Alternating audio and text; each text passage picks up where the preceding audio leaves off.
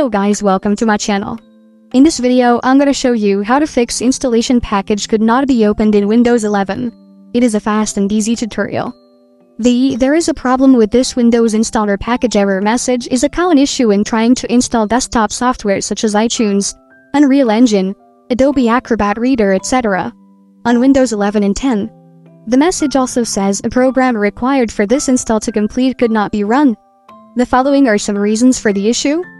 There is a simple solution to this. Let's access the services window from your PC.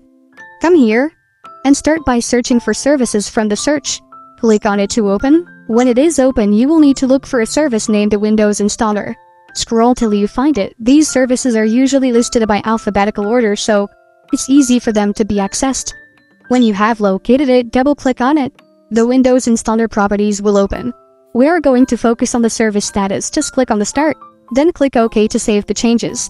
You will be required to restart your PC for the settings to take effect. Thank you for watching.